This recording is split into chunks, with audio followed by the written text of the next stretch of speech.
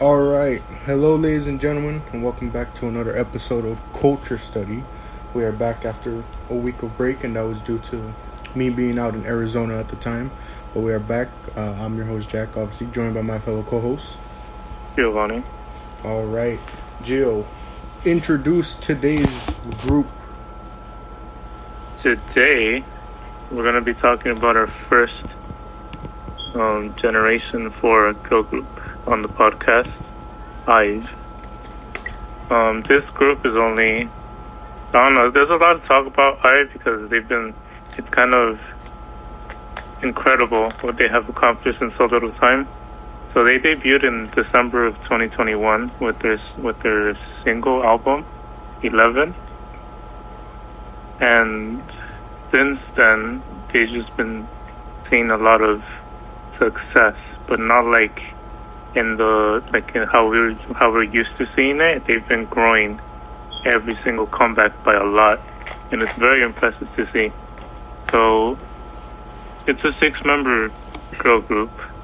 They have 2 of their members are from IVE, which is it's a group that came out of a survival show, and they were very popular. Jack, people were already starting that is IVE going to pass twice as the nation's girl group? That's how popular they were.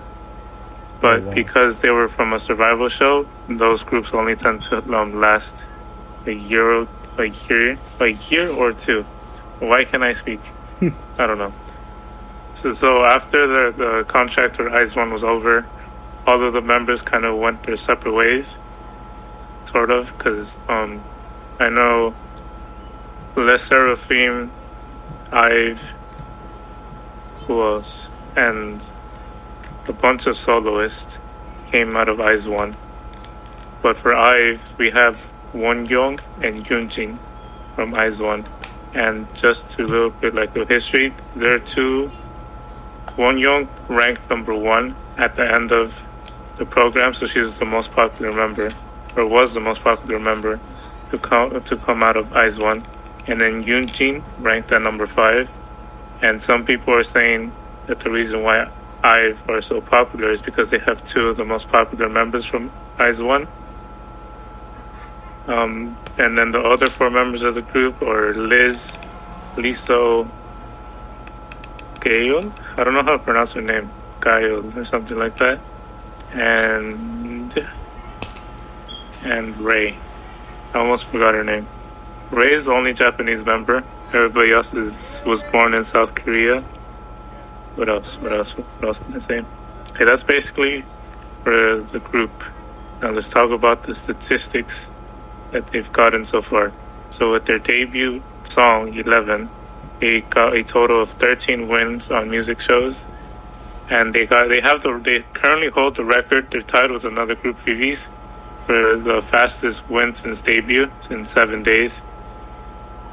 They've sold around roughly 2.3 million albums. Dude, that's insane. They average about 7.6 million monthly listeners on Spotify. They have, and this is I don't know, it's hard for you to kind of grasp this, but they have a total of 240-second real-time all kills, which is basically like a thing that's exclusive to K-pop. It's basically when a song hits number 1 on all Korean streaming platforms. So every hour, the fandom, I think it's every hour, it's considered another all kill. So they have 242 of those as a 9-month-old group. And they only have 6 songs total. Yeah, that's insane. That's impressive. I didn't know all this about them when I first heard them because I think we mentioned on our very last episode when we were covering Twice. I brought up, I just randomly brought up. Oh yeah, I heard. I think it was after like I honestly, how did I find? Oh, it's because one of the members randomly started popping up on my Instagram feed, and I guess it's because I follow all the Twice members. but one of the members started randomly popping up, and I was just like, I kept seeing like posts about that group, and I was just like, interesting. And so then I was like, I guess let me check out their music. And then After Like was the first song I heard, and from there I listened to the rest of them once I knew we were going to do an episode on them.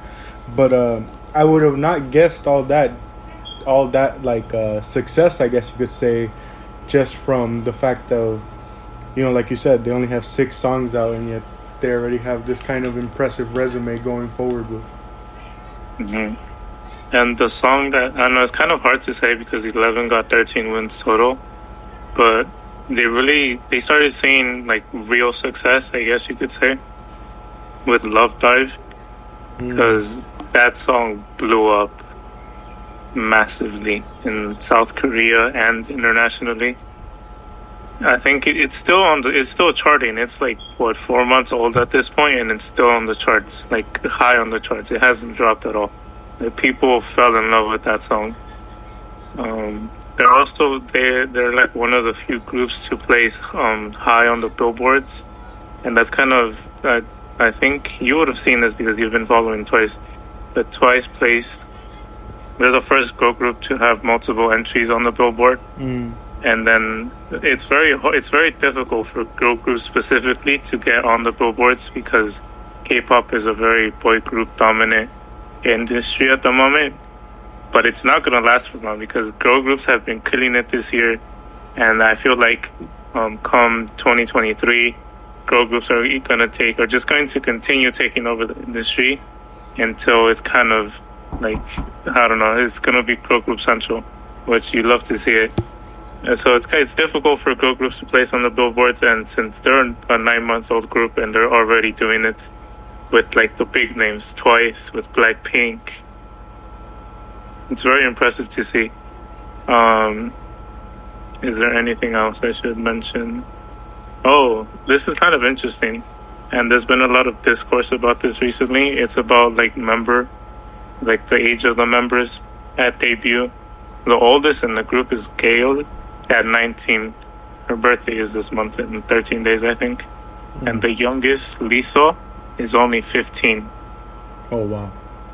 Yeah, so there's been a lot of discourse about like the proper age to debut member and so on and so forth. There's like many sides to that controversy, but for the majority of the part, all of the members are still very young, and they're already seeing this much success 9 months into their career.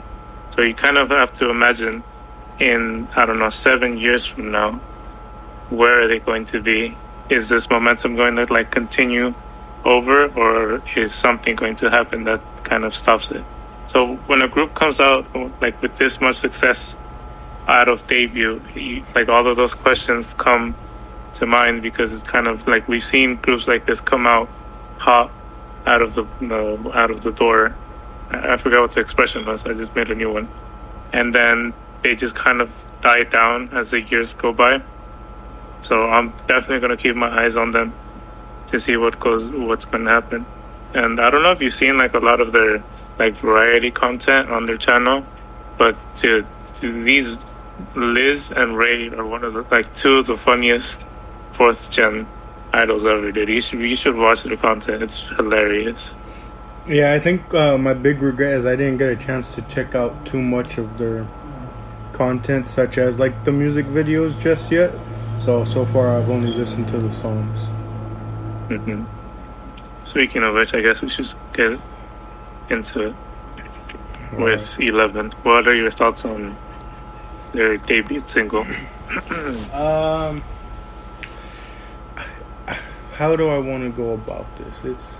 It sounds good, but there's something about it that keeps me from fully liking it in a way. Like I don't know what it was. I definitely liked the sound by it, of course, and it definitely sounds like something I know a lot of people would probably end up like. It sounds like a song that would end up blowing up, but I don't know what it was about. Maybe it just kind of sounded a bit awkward, especially some of the lyrics to me, maybe. But like, I don't know what it was. I didn't fully like this song, if that makes sense. Hmm. I think I watched it, or I listened to it the day it dropped, and I was pretty much like you. I was kind of like, it felt very awkward to me. But now I've kind of been on a whole IVE binge, and I've watched all of their fan cams, and I love the song now. And it's mostly because of the vocal melodies that they use. Yeah. It's very addicting to hear. I don't know how their voices just kind of carry each syllable, especially during like the pre-chorus. That it's so great.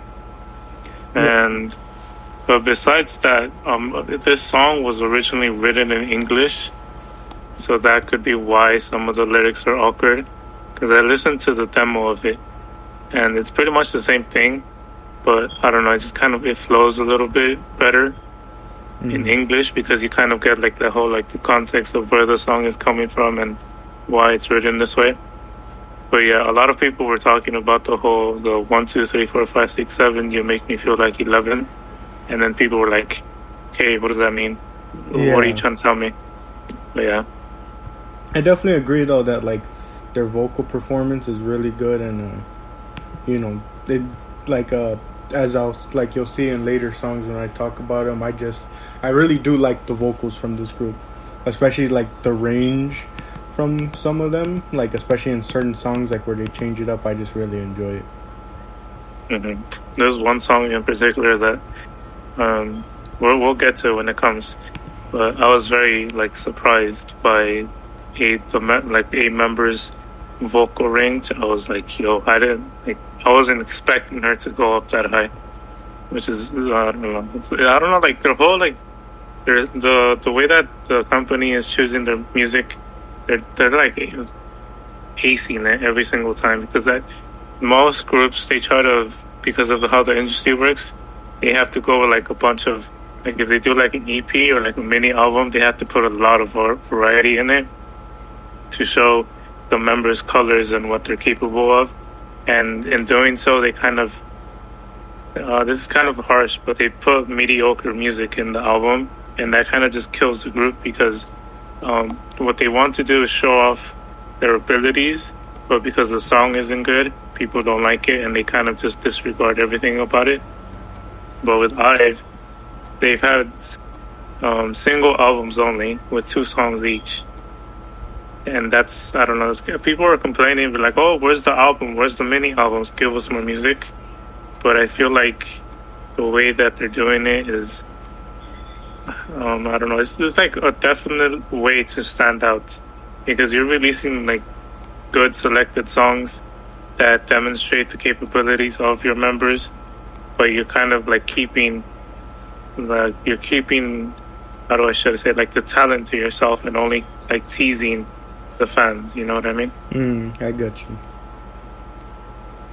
I definitely feel like it is a product of today's generation, if that makes sense, where, I don't know, especially fan bases, people have gotten way too, what's the word? I don't want to say like entitled, but they feel like, like an artist should really be pushing out music consistently, Like, or at least in like the Western side, especially, it's like they're always like, you got to keep dropping music throughout the year. You got to put something out like every 6 to 8 months, or else you fell off, or you're gonna fall off, because then everyone's gonna forget about you that quickly. Because apparently, no one has that long of an attention span, to like actually enjoy the music that was released. Like, for example, it's like a lot of people kind of got not addicted up. A lot of people got used to the way Drake does it, where he's dropping music like every single year, dropping at least a single or an EP every couple months, to keep his fans with all this content. But then it's like, it dilutes it, because then it's like you're not appreciating it, because you're going to get another set of songs in a couple months, and you're also getting it like consistently, so it dilutes the quality, because it's not like he's, it's not to, disparage Drake or anything, but, he doesn't take his time like other artists do. But then we see what happens when artists take their time, as you know, as we talked about. You see these artists take time to make the music that they want to make, and then it doesn't do as well because people are like, oh, you took too long, and it's like we're kind of stuck trying to find a middle ground now. Yeah, it's interesting that you talk about the whole diluting thing, because recently I've been feeling like that when it comes to K-pop, because I don't know, it kind of feels like an artist releases or a group releases like a mini album, whatever. You listen to it once, and then immediately I start thinking, okay, that was nice. Okay, I'm already waiting for the next release. I don't have there's the thing in K-pop, because we're so used to getting music every 6 months or so, that we listen to an album. I don't know, we kind of overplay it for a little bit, and then we're like, all right, I'm done with that. Where's the next thing? I want the next release already. And you don't really have time to appreciate music when it's on a strict schedule, I guess. But then we have groups like Blackpink. Well, I'm not trying to throw shade at them, but they released the album. It's literally called The Album 2 years ago, and then they come back with. At first, it was "I'm Ready to Love," but because I don't know, the way they did the music video, people was kind of just dismissed it immediately. And then they came back. What is it, 2 weeks, 3 weeks later, with Pink Venom, and I don't know, you saw a reaction to it initially. So it's kind of like we waited 2 years, or people waited 2 years for it, and then you give us something like Pink Venom, which is very 50-50 with the audience right now, because some people are saying that, oh, I still don't like it, and then other people are like, oh, after a few more listens, I love it now. So it's kind of like we had enough time to kind of appreciate their other music and to listen to it more, digest it more. And then when the new music came, it was definitely not what we expected quality-wise, at least in my opinion. But then it's kind of different for everybody. Yeah, definitely. Alright. Moving on to the next song. What's the next one? Take It, I believe. It's the second song on their single album. To be honest with you, when it comes to IVE and their B-sides, I'm kind of, I don't know, I feel like they're very forgetful.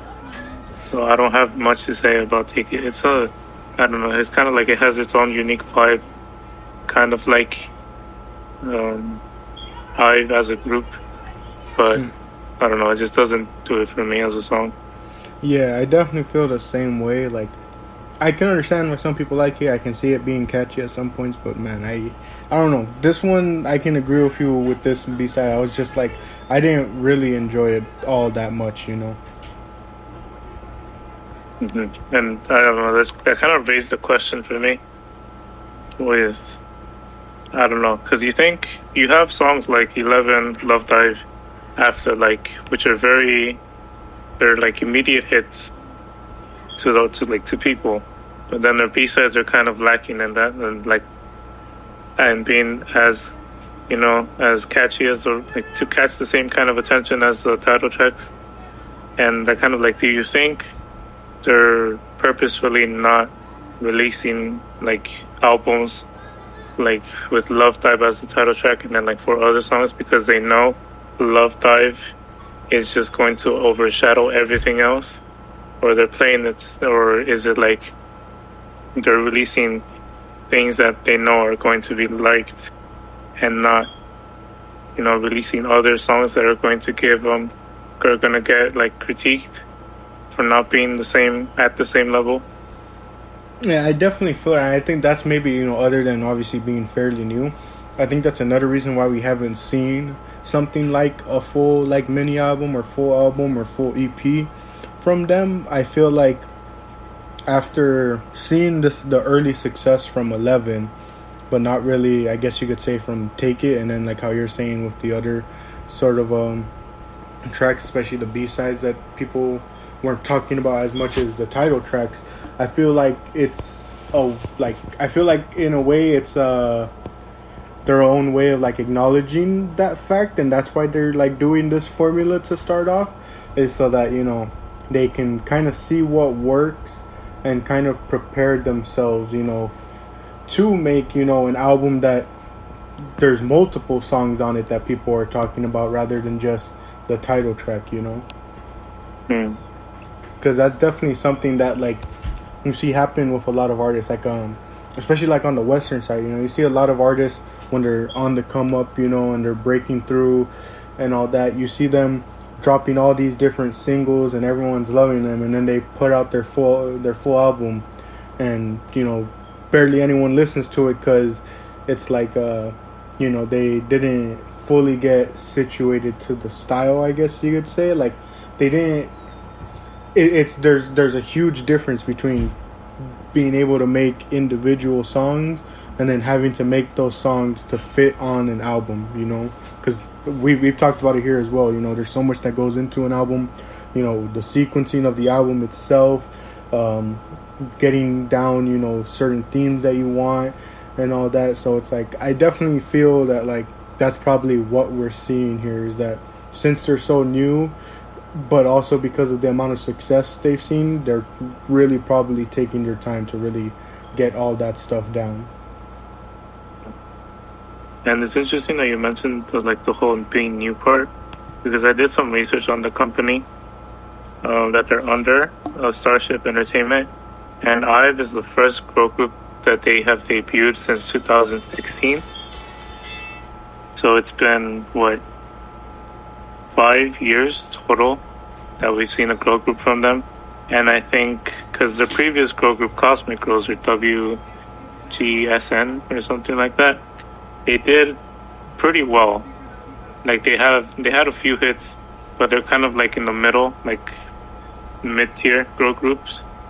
So, and since they have two of the most popular members from IVE, kind of carrying the group in terms of attention, because Wonyoung is very popular in Korea. Everyone loves her. So she's not to be rude, but it's kind of like the truth. Like, Wonyoung, her popularity really carried the group in the beginning.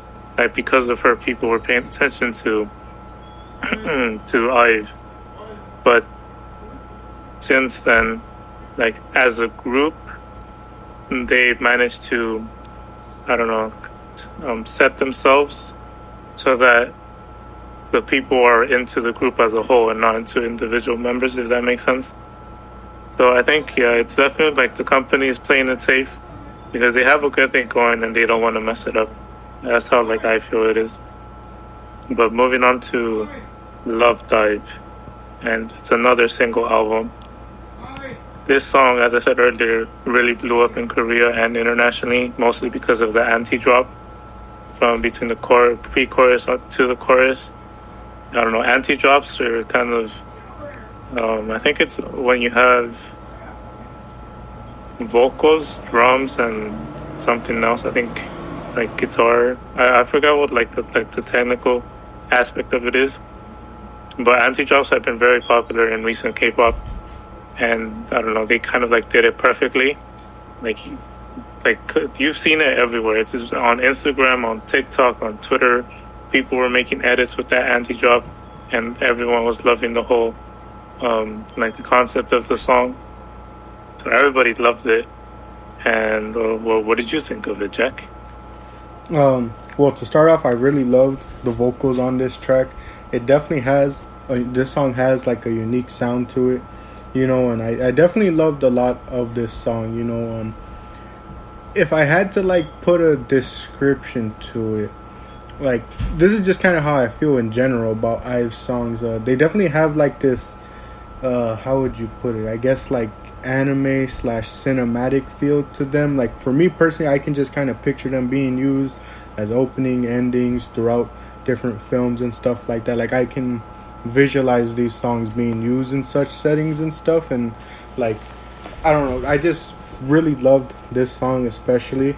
And it's something that happens with, like, almost every song I listen to, but I found it especially prevalent in K-pop songs, where there's just, like, I don't know, like, really how to describe it, but there's, like, one little part in, like, the song that you just kind of love and, in a sense, get addicted to. And, like, that's how I feel about the part where I can't remember if it's in the chorus or not, but you know,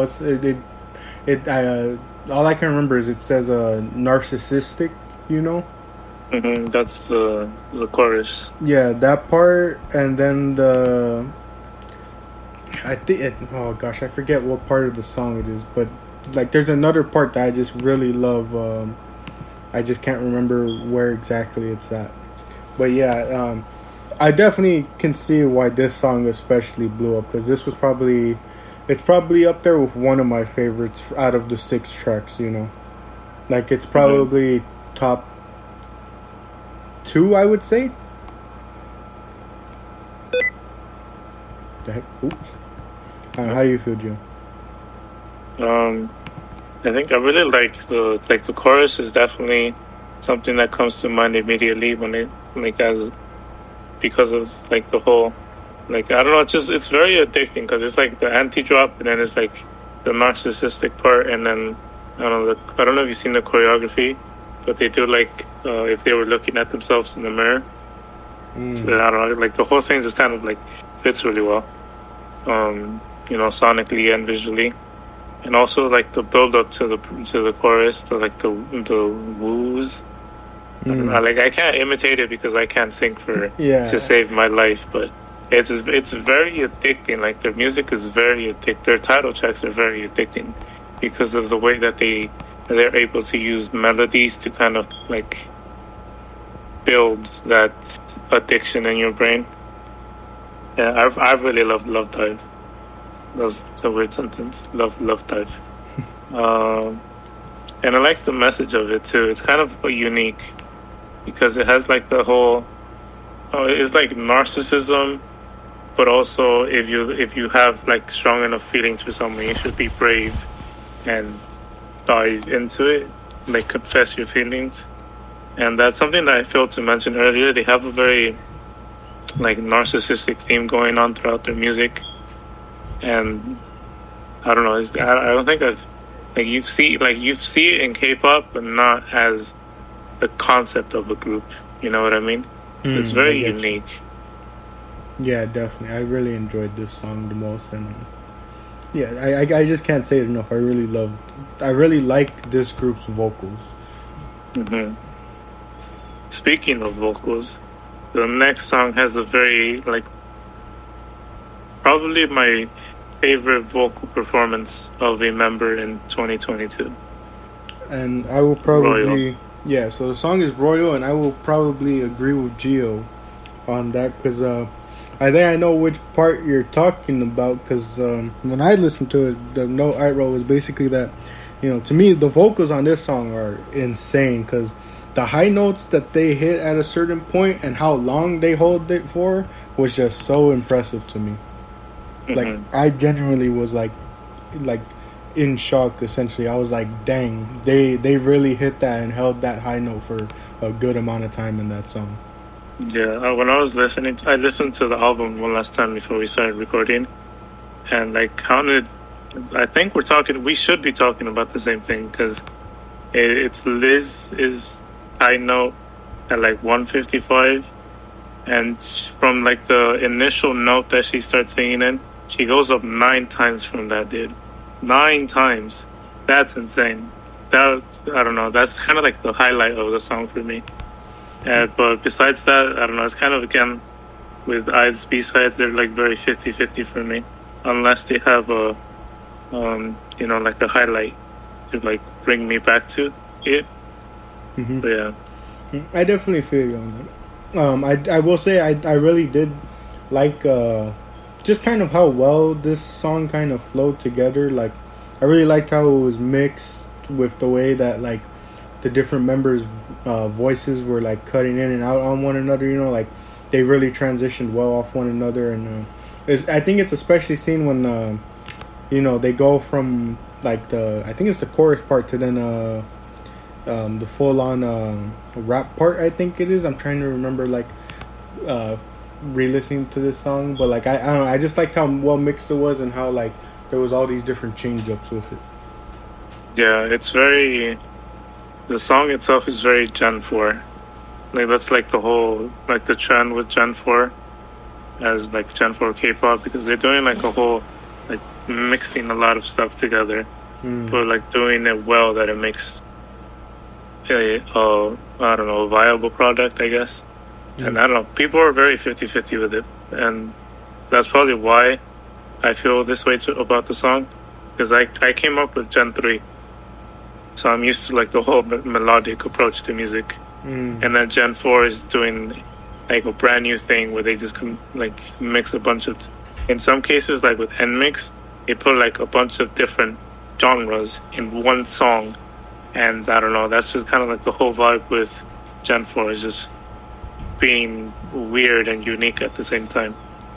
But moving on to the latest release, Afterlight. Now, this song, dude, I've been listening to it non-stop. Like, I've watched band cams, I've watched the music video multiple times, I've listened to it in the shower, in the car, while I'm washing dishes. This thing's been playing in my head non-stop since release. Yeah, dude, it's such a good song. Yeah, I don't think I've played it. I know I played it in the car, but this was when everyone else got down and I was alone in the car, so I just decided to play it. But yeah, like I mentioned earlier, this was the first song I heard from IVE. I loved the instrumental right away from the first time I heard it. The high-pitched vocals on this song are literal perfection to me. And I even, like, I said it to Gio when I brought up to him that I was listening to it. I was like, this is the one song that I've just had on repeat consistently since I first heard it. And something that was not unique to this song in particular, but something that's kind of like becoming like a trend, I guess you could say, in K-pop, is sampling. And it's very obvious what song they sampled. It's I Will Survive by Gloria Gaynor. And I don't know, just for reference, that came out in 1978. So they sampled a bit of the song for like the after chorus bit. And a lot of people were talking about how that little chorus, that little bit of the instrumental from the original song carried the music, carried Afterlight, which I don't agree, because it's only a little bit of the song that was sampled, and it doesn't really like, it contributes to like the overall vibe, but it doesn't define the song. IVE, like the members of IVE, like they were able to, like vocally, they did really well. Like the chorus, when they go like the Yuhu and I part, it's literally heaven in the song. Yeah. But literally, during like towards like the later half of the song, when it's Ray and I think it's Gael with the rap, dude, that's fantastic. I don't know. I feel like it's very unfair to say that the sample carried the song, which is kind of just like the sample added to the song, to the already existing song. Yeah, and I'll fully agree, because I'm going to be 100% honest right here. I didn't even catch the sample. Like, I didn't even catch it. And so, like, the fact that I enjoyed it so much without even knowing it's sampled, it's like, there's probably a ton of people out there that, like, had a similar experience, you know, who didn't catch it right away. And, like, you know, after you bring it up, maybe you catch it and stuff. But, like, I completely agree. I think that's just being... what's the word that you use? Like that's really discrediting their work on this song, because that's just how good this song was, you know. Like, especially in Western music, I can agree that at times people feel that like samples carry, or a lot of times, you know, they don't even do sampling right, you know, where they use a sample from a song and then the song's not that good and everyone's like, that was a waste of the sample, you know. And it's just like, you know, in this case, I didn't even catch it, so I don't know for some people if they would think, oh, that means they didn't sample, but that's more likely on me just not catching it. And even then, it's like, I just would completely just disagree with whoever is saying that, like, the sample carried this song, because there's just so much to this song on its own that makes it so unique and so addicting to listen to, you know? Mm-hmm. I feel like a lot of people don't understand, like, the purpose of sampling. Because I saw like some discourse in my server, and dude, some people didn't even like recognize when, like, not that they didn't even know where the sample was from, but they were still saying that the sample carried it. and I feel like that's just like That's coke. it feels like that's coke. That's definitely coke. But I don't know. It feels like some people are jumping on the bandwagon just to kind of hate on IVE and discredit them because I don't know. It's very common in K-pop. Like a group starts blowing up, right? They start finding all the faults in them to bring them down, and I don't know. I feel like that's what people are using the whole sampling controversy for, because we've seen sampling in. You're gonna like this. So in Pink Venom, there was a TikTok going around of this guy that goes around breaking down music and we're like sharing where the samples came from. And Pink Venom got samples. I wouldn't call it samples because to me it's just plagiarism. Just because you change one song, one word in the bar, that doesn't make it that you're sampling. It's literally you're stealing someone's flow. So they got Notorious B.I.G. What's his name? Biggie, yeah, Notorious B.I.G. Yeah, so they got a sample from Biggie, they got a sample from Rihanna's debut song, and they even got a line from 50 Cent. And people were saying, or Blink specifically were defending Blackpink because they're saying, oh, it's only when Blackpink do something that people start hating on them for it. And then they were saying, oh, but I've sampled I Will Survive, but you don't see people hating on them the same way that they hated on Blackpink. So it's kind of different because with IVE, like me personally, and I will write this down because I will be saying these words. So Blinks, if you're listening to this, I'll even give you my Twitter handle so you can come at me. But IVE does proper sampling. That's proper sampling because you kind of use a part of a song to like add to your music. And we saw that in Kanye's album when we reviewed it too. When was it? It was Devil. What was that? Devil in the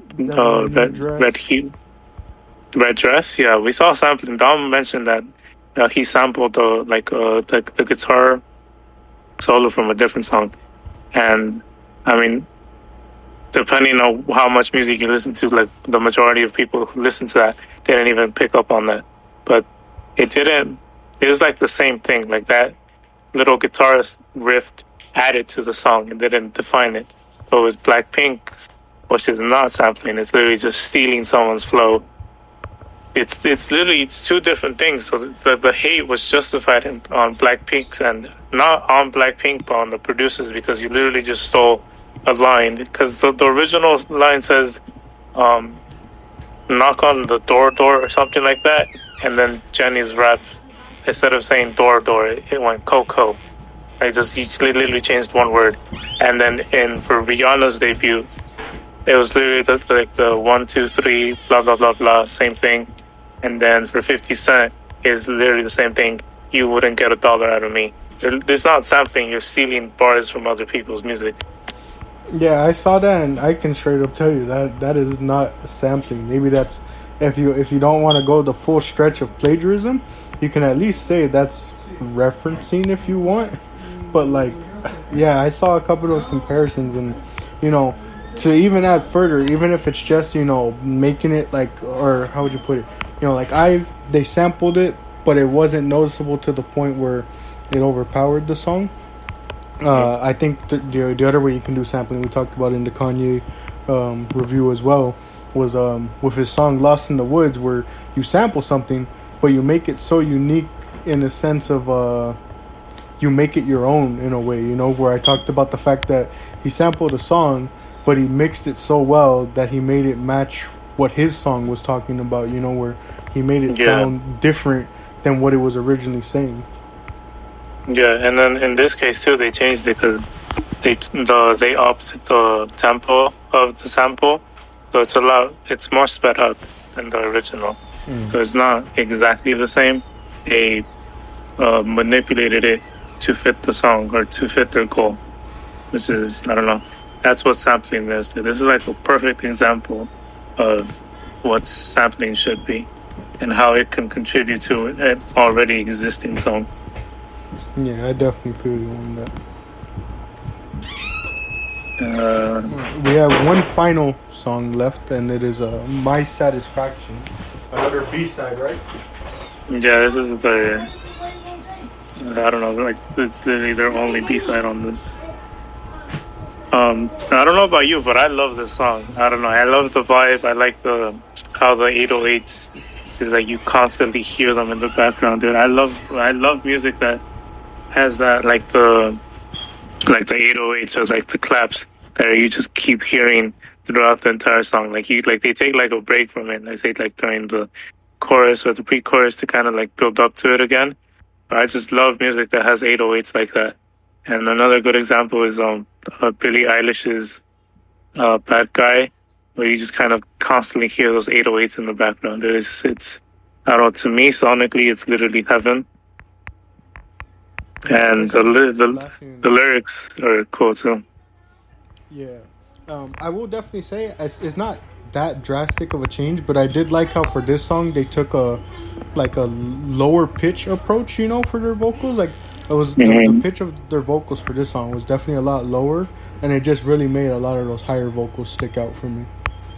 Yeah, I like the. Well, it could be. I don't know. I kind of like take this with a grain of salt. In the lyric videos that I was watching for my satisfaction, it was the same member. Like when they were saying like something like in the like a deeper note, it was the same member singing the lines in the higher note. So it's kind of like having because it's usually like one member does high and then the other member does low, but in this case it was the same member hitting two different notes together. In a sense, but I thought that was very interesting too. Yeah, definitely enjoyed this song as well. I like the rhythm a lot of this song as well. Yeah, but and it continued the whole narcissistic theme of their music pretty well. Yeah, I'll definitely have to look more into the lyrics to see that theme because, me, I really love lyrics. But with about 3 minutes remaining, Jill, what would your final rating be so far of IVE at this point in time? At this point in time, I don't know, because their B-sides are kind of lacking. I'm still hoping that in their next release, which I don't know, this is kind of a joke, but this is probably going to be 4 months from now exactly. It's going to be. I'm hoping the B-side is a little bit better. Just like I don't know, just like more substance, like you know what I mean. But for the title tracks, they're killing it, and I'm very I don't know, like overall as a group, it's. No, they're definitely up there. Like I say, like this might be generous because the B-sides are kind of lacking, and I'm kind of like ranting at this point. But I give them a 9 out of 10 as a group overall. Overall, I think I'm going to give them. I'll give them an 8 to be slightly fair because I did enjoy a majority of it. There was only like maybe 2 songs overall that I didn't like fully enjoy, but I'll definitely give them an 8 with upside and potential. Like I think that is definitely the main thing to take away from this review of these IVE songs is that they have so much room. Like they already have some things down, like nailed down is really good, but they have a lot of potential to grow and be even better. I definitely agree with that. But with that being said, we want to thank you all for joining us for another episode of Culture Study. We will see you all next week where, if I remember correctly, Gio, you said we're covering Blackpink? Blackpink is dropping in a few days, so we're going to get right on that with our hot takes, and hopefully they give us good music. I'm excited for that one because that might be the first one that I don't fully like, if it's anything like Pink Venom. But always got to be optimistic, so we'll see you then, and hopefully things are better. But until then, thank you all for joining for another episode of Culture Study.